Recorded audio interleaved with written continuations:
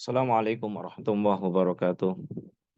Hamidan wa musallian alhamdulillahi rabbil alamin. Allahumma shalli ala sayyidina Muhammad wa ala ali Muhammad amma ba'du.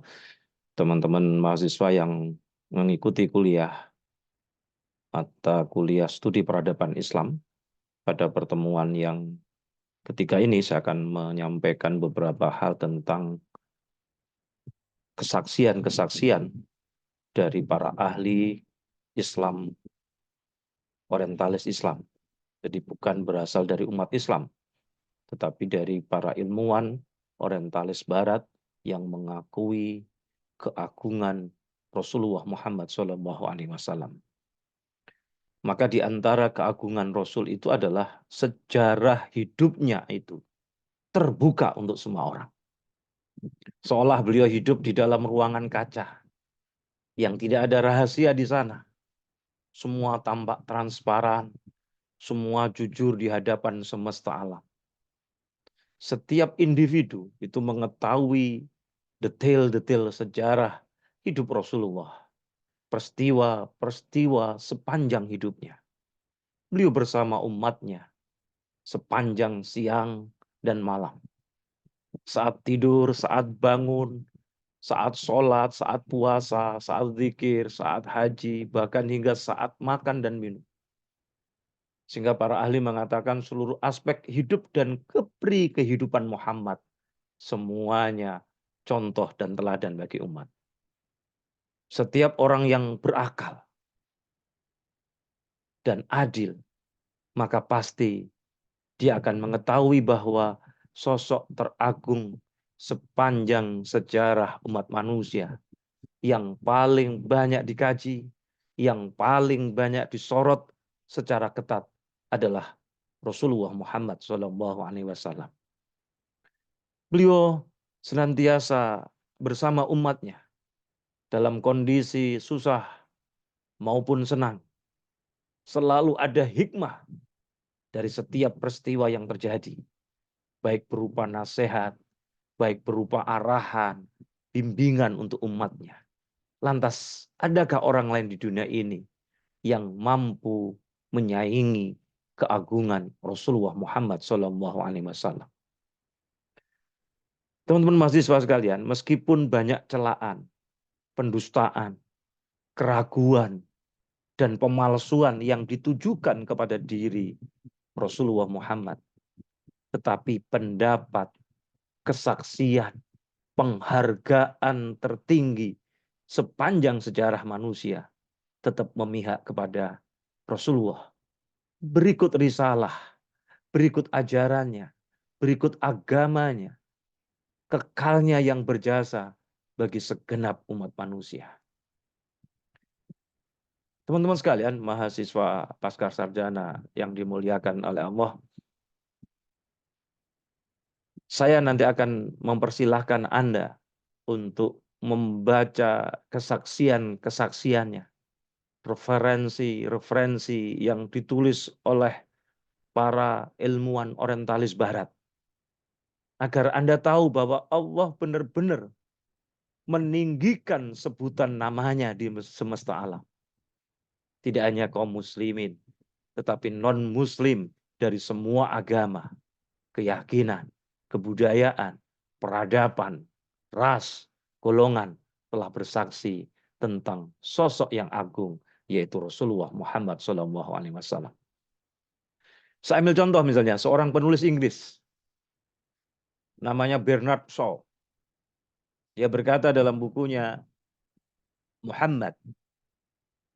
Di dalam bukunya itu, Bernard Shaw, beliau mengatakan gini, dunia lebih membutuhkan orang yang berpikir seperti Muhammad. Nabi ini selalu memposisikan agamanya di posisi yang terhormat, di posisi yang mulia. Agama paling kuat di antara agama-agama semuanya, serta kekal abadi. Menurut saya, ini kata Bernard Shaw, seandainya dia memegang kendali dunia sekarang, niscaya dia pasti akan mampu memecahkan seluruh berbagai permasalahan kita manusia.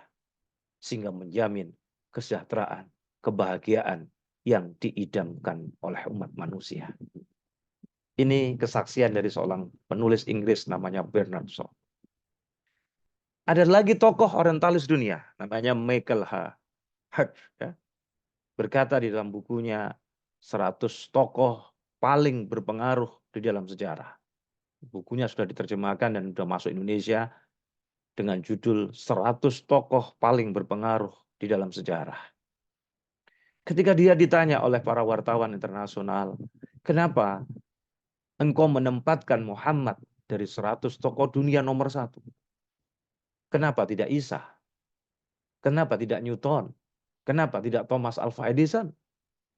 Ternyata beliau menjawab, seluruh aspek hidup dan kehidupan Muhammad semuanya teladan bagi umat manusia, bukan teori, artinya sudah dilakukan oleh Muhammad.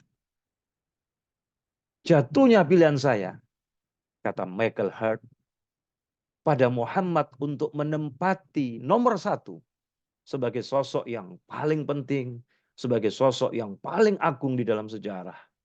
Barangkali mungkin membuat para pembaca heran, akan tetapi dia memang orang nomor 1 sepanjang sejarah yang telah meraih kesuksesan tertinggi di dalam aspek hidup dan kehidupannya, di dalam aspek agama dan dunia. Ini adalah satu contoh bukti bahwa sosok agung, peradaban yang dibangun oleh Rasulullah Muhammad SAW adalah peradaban dunia yang tidak terbantahkan keagungannya. Kemudian beliau melanjutkan, Michael Hart, penulis buku 100 tokoh paling berpengaruh di dunia. Sebelumnya sudah ada para rasul, kata dia. Para nabi, orang-orang bijak yang mengemban risalah agung. Tetapi mereka meninggal dunia sebelum menyelesaikan tugas. Seperti Isa, kata beliau dalam agama Nasrani. Atau ada sosok-sosok lain yang semasa dengan mereka. Atau juga yang datang sebelum mereka. Seperti Musa dalam agama Yahudi. Adapun Muhammad, kata Michael Hart, telah berhasil menyelesaikan risalah agamanya yang hukum-hukumnya bersifat menantang dan diimani oleh semua bangsa semasa hidupnya. Di samping agama Muhammad juga telah membangun sebuah pemerintahan baru. Di dalam aspek dunia, dia juga telah menyatukan kabilah-kabilah menjadi satu bangsa, menyatukan bangsa-bangsa menjadi satu umat. Dia membuatkan prinsip-prinsip hidup untuk mereka, membimbing urusan-urusan dunia mereka, sembari menyebarkannya, risalahnya ke seluruh penjuru dunia. Semasa hidupnya, dia juga telah mengemban risalah agama dan dunia, serta berhasil menyelesaikan tugasnya. Ini salah satu kesaksian Michael Hart, penulis buku 100 tokoh dunia yang paling berpengaruh. Teman-teman sekalian, para mahasiswa pasca sarjana, di dalam koran Young India, seorang Mahatma Gandhi juga pernah menyebutkan sifat-sifat Nabi.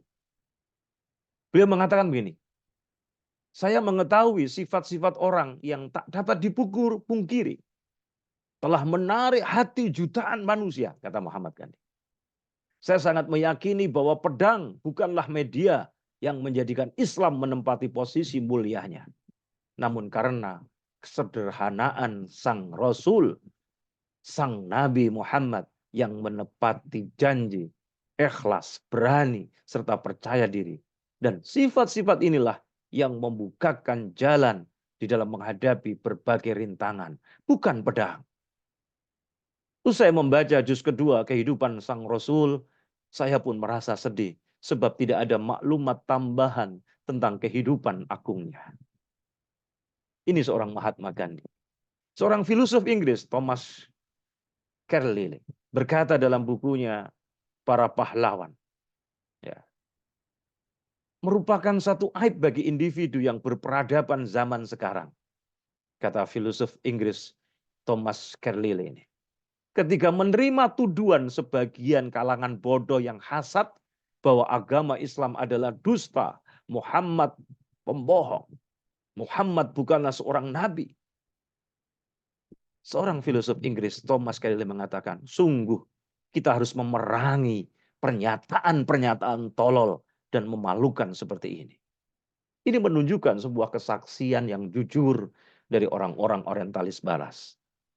Dr. Goldziher, beliau adalah seorang dosen di Fakultas Ilmu Pengetahuan Universitas Budapest. Ya, di dalam bukunya, kalau diterjemahkan adalah Akidah dan Syariah di dalam Islam, beliau mengatakan sejatinya Muhammad tidak dapat diragukan lagi adalah sosok reformis pertama dan hakiki di kalangan bangsa Arab, ditinjau dari aspek sejarah.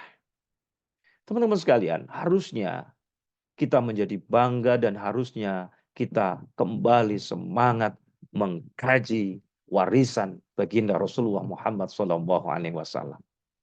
Sehingga kita kembali menjadi yang saya sebut dengan global champion. Seorang penyair Prancis, Lamartine, dia pernah menulis di dalam bukunya Sejarah Turki.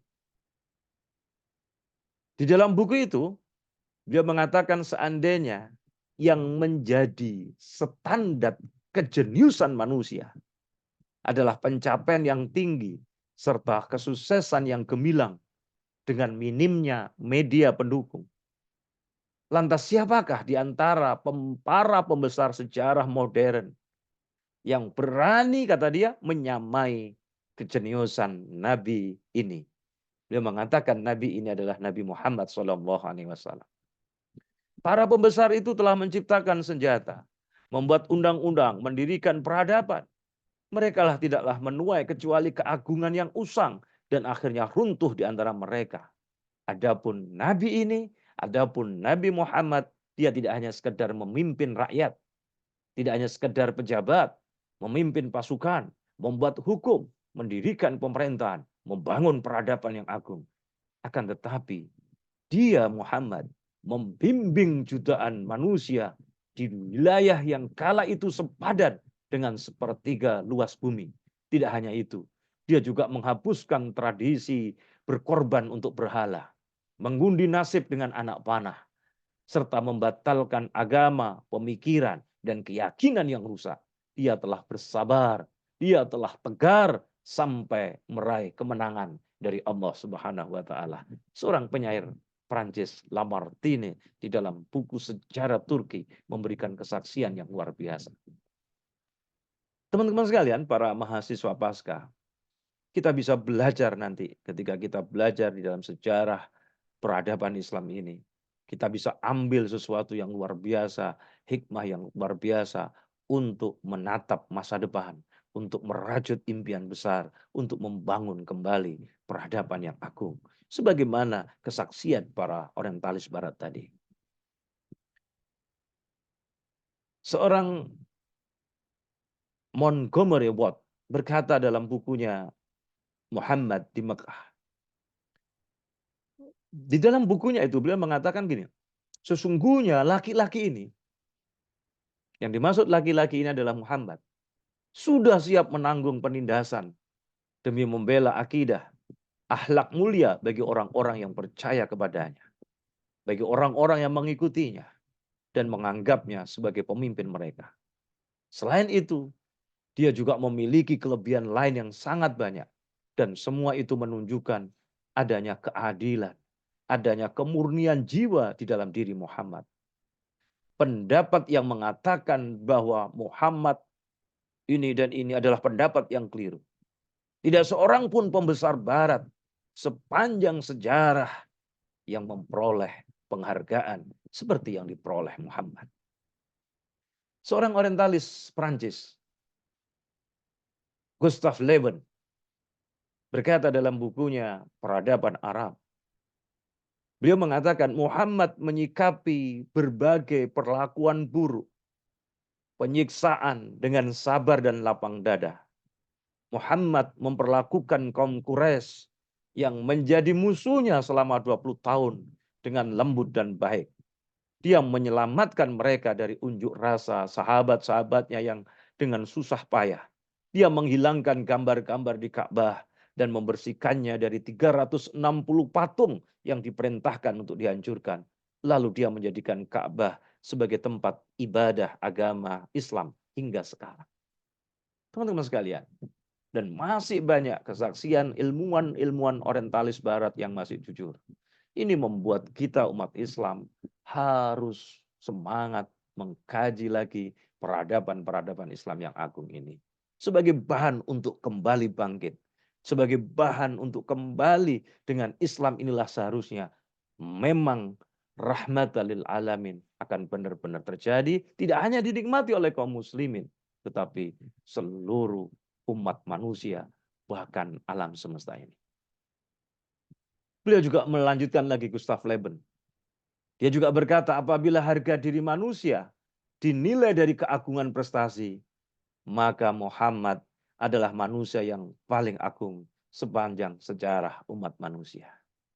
Seorang filosof Prancis namanya Edward Monte, di dalam bukunya Bangsa Arab, beliau menjelaskan bahwa Muhammad dikenal sebagai sosok yang ikhlas, yang lembut, yang adil dalam berhukum, yang netral di dalam berpendapat, yang teliti. Muhammad merupakan sosok yang paling suci, paling taat, paling penyayang di kalangan bangsa Arab pada masanya. Dan dia juga sosok yang paling konsisten di dalam menjaga perintah. Dia telah membimbing mereka dalam kehidupan yang pernah mereka impikan sebelumnya dan membangun pemerintahan, membangun peradaban yang bersifat agamis, duniawi untuk mereka yang masih berjalan sampai sekarang. Ini kesaksian-kesaksian para orientalis barat. Saya ambil lagi seorang penyair Jerman namanya Goethe. Beliau pernah berkata gini, saya telah mencari teladan teragung di dalam sejarah manusia, di dalam penelitian saya, dan saya mendapatinya. Dan itu hanya pada sosok Nabi Arab, yaitu Muhammad SAW. Padahal teman-teman sekalian, Rasulullah Muhammad bukan hanya untuk bangsa Arab. Rasulullah diturunkan untuk semua umat manusia. Wa ma arsalnaka illa rahmatan lil alamin. Wa ma arsalnaka illa kafatan linnas. Seorang filosof Inggris namanya Herbert Spencer, di dalam bukunya Prinsip-Prinsip Bermasyarakat. Jadi kalau diterjemahkan, bukunya adalah Prinsip-Prinsip Bermasyarakat. Atau Usulul Ijtima kalau dalam bahasa Arab. Diterjemahkan dalam bahasa Arab dengan Usulul Ijtima. Seorang filosof Inggris namanya Herbert Spencer. Beliau mengatakan, inilah Muhammad. Dia adalah simbol di dalam politik agama yang benar. Ini kata dia. Sosok paling jujur yang membuat sistem tersebut bagi seluruh umat manusia. Dia adalah contoh penegak amanah dan kejujuran yang nyata. Dan dia selalu membimbing hidup umatnya siang dan malam. Subhanallah teman-teman sekalian. Maka ini memacu kita umatnya agar kembali semangat lagi mengkaji risalah, mengkaji warisan-warisan ilmu yang dibawa oleh Rasulullah, yang kemudian dikembangkan, dipahami lebih dalam oleh para sahabat, para ulama tabi'in, tabi'in, dan sampai kepada kita. Dan ini membuat kita memiliki semangat yang luar biasa untuk membangun kembali peradaban yang agung. Dan ini akan menjadi rahmatan lil alamin bagi seluruh umat manusia. Seorang sastrawan dunia namanya Leo Tolstoy. Beliau berkata, cukuplah menjadi kebanggaan bagi Muhammad ketika dia berhasil menyelamatkan umatnya yang hina dari cengkraman adat istiadat yang tercela. Lalu dia bukakan di hadapan mereka umatnya jalan kemajuan. Seorang sastrawan dunia, Leo Tolstoy, kemudian melanjutkan, syariat yang dibawa Muhammad ini akan memimpin dunia karena selaras dengan akal dan kebijaksanaan. Teman-teman sekalian, maka cukuplah menjadi keagungan bagi Nabi Muhammad SAW ketika Allah telah lebih dahulu memujinya sebelum manusia. Itu baru pujian orientalis barat. Baru pujian umat manusia. Baru pujian umat Muhammad. Tapi sebenarnya cukuplah menjadi keagungan bagi Nabi Muhammad ketika Allah Subhanahu wa taala lebih dulu memujinya sebelum manusia. Allah Subhanahu wa taala telah lebih dulu memuliakannya sebelum manusia memuliakannya. Beliau di atas pujian penghuni bumi, di seluruh penjuru dunia karena Allah telah meninggikan sebutan namanya di semesta alam. Semoga salawat dan salam dari Allah Subhanahu wa taala senantiasa tercurah kepada sosok yang keagungannya telah disaksikan oleh khalayak ramai. Sosok yang keagungannya telah disaksikan oleh khalayak umat manusia, baik dekat maupun jauh, baik mukmin maupun kafir, baik musuh maupun teman, baik pecinta maupun pembenci. Maha suci Allah Subhanallah yang telah menjadikan nama Rasulullah Muhammad sallallahu alaihi wasallam menggema seluruh penjuru negeri serta berjalan seiringnya berjalannya siang dan malam. Teman-teman sekalian, inilah pertemuan yang ketiga sejarah peradaban Islam. Mudah-mudahan ini memacu semangat kita semua untuk belajar dan belajar terhadap ilmu-ilmu Islam, belajar dan belajar untuk terus membangun peradaban Islam yang agung. Makalah yang Anda susun segera disusun dan kemudian dikumpulkan. Nanti di pertemuan-pertemuan terakhir Anda bisa presentasi. Mudah-mudahan di pertemuan yang singkat ini Allah berikan ilmu yang manfaat, ilmu yang berkah, dan membuat kita semangat untuk mengkaji ilmu-ilmu Allah dan terus semangat untuk memperjuangkan Islam demi peradaban Islam yang agung yang menyelamatkan tidak hanya umat Islam tetapi menyelamatkan dunia dengan ajarannya yang begitu luar biasa. Dan sosok yang agung itu tidak ada lain adalah Rasulullah Muhammad sallallahu alaihi wasallam. Allahumma shalli ala Muhammad. Wassalamualaikum warahmatullahi wabarakatuh.